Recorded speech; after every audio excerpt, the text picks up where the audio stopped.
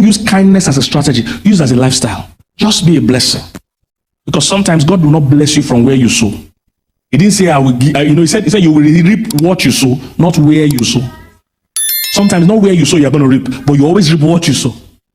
You can raise another person to bring it. So don't put burden on people that helped you 10 years ago. I'm watching you. No. Don't use kindness as a strategy. Because that's what the people, some people are totally selfish. The ones that are above selfish, they are kind, but their kindness is not genuine. When I read in the Bible, Father James, where the Bible says, it's possible to offer your body to be burned and not have love. I said, how can somebody that killed himself? As I began to counsel couples, I found out there are many things couples do for themselves or do for their partner in the house that is not even about their partner at all. It's about what people will say about them. So it's possible for someone to be doing something for you and it's not about you. I don't know if you're getting what I'm saying. So be kind as a lifestyle. It will make you the most attractive person in the room, any day, anytime.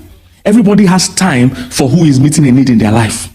Everybody has time for who is solving problems. Everybody has time. See, the president of the country can be so busy that everybody is trying to see him and they can't see him, but the president is trying to see his Baba. Do you understand? People are booking an appointment to see him. They can't see him, but the president is booking an appointment to see his Baba because the Baba is solving a problem for him. Everybody has time for who is meeting a need. Be the kind person. Always be the generous person. Be a giver and not expect anything in return. Is somebody get what I'm saying? So it happened to Rebecca. It happened to Ruth in the Bible. Her husband died. She followed her mother-in-law for no reason. She just wanted to serve that woman. And that's where she met her husband. But you see, at the beginning, she couldn't have known. So it's not something you can strategize. You just have to learn to be kind. The Bible said, in entertaining strangers, one day we'll entertain angels. Who are angels? Angels are people sent. A sent one. So some of the things you are praying for, there's a guy in my church. He's doing so well financially now. And he shared this story with me. He said many years ago, he was on one of these shows and he was the red carpet guy. So he now saw one guy, black, pimple-faced guy, looking ordinary, but he knew that the guy was an artist. So he said, come, let me interview you so that we'll just put you on this show too. So he just wanted to be kind to this guy. So he interviewed the guy and everything, and the guy exchanged numbers. Said, please, whenever people are going to air it on your station, let me know so that I can tell my guys to watch. So that's how it left. When they finished editing, the producer came, looked at that interview and said, this guy is not a known guy, he's not important, he's not respected, his face has too much pimple. Let's cut it off. So the producer cut it off. So the interviewer guy that was just him, he said, he called that artist and said, hey, sorry, my Oga cut off your part of the interview, but I'll still be on the lookout. We're just being kind to this guy. He didn't know him from anywhere. A few years after, that producer was left or whatever, and this interviewer now became the guy in charge. The moment they made him in charge, he called this guy and said, I'm now in charge. Come, let's do another interview.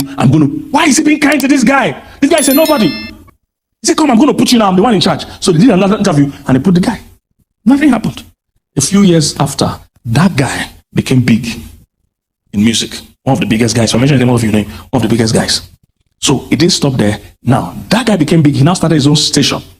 He now said, I remember one guy that was such a great studio guy and everything. He's the one. So he called that guy to come and manage this station.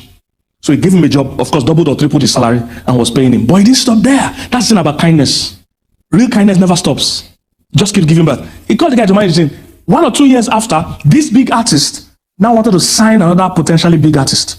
And he said, who would I give as the artist manager? He called that guy and said, look, would you like to be the artist manager of this guy? And the guy accepted. So the guy now became the artist manager of this guy. Now, if you know anything about artist management, you earn around 10% of whatever that guy is making. Now, this guy he has become artist manager for is one of the biggest names now in music. Of course, I don't want to mention them. One of the biggest names. He said that their deals they sign is $1 million. Picture 10% of that. That's just one deal. He said they have many of these deals. The Coca-Colas, the Pepsis, all of them are hiring the guy. He's making money today in hundreds of thousands of dollars. Where did it start from? Interviewing one useless, worthless, pimple-faced guy that had no value. Many of us are trying to be kind to people that are popular. Trying to be kind to people that are already rich. Trying to be kind to the eligible fine boy in church. I've been around church a lot. When there's one fine boy in church, 10, 20, all the ladies are trying to be kind to you. Do you want water? Do you want... Should I hotspot? Do you have Wi-Fi? You're walking in the flesh when you walk like that. Because sometimes the real guy you need to marry does not look it. You see, God hides the treasures. He doesn't hide it from you. He hides it for you. It takes only the eyes, people that have the eyes of kindness, to recognize it. Not the obvious. All of you want to chase the guy that is handsome, the guy that has a great job, the guy that is visibly spiritual, that comes on stage and prays, everybody shakes, it's my husband. The woman will start having dream and say, God told me. Have you noticed God never tells this woman to marry one useless person? It's only the person they already like is who God sent them to marry. My sister, it's your God, you that told yourself. It wasn't God that told you.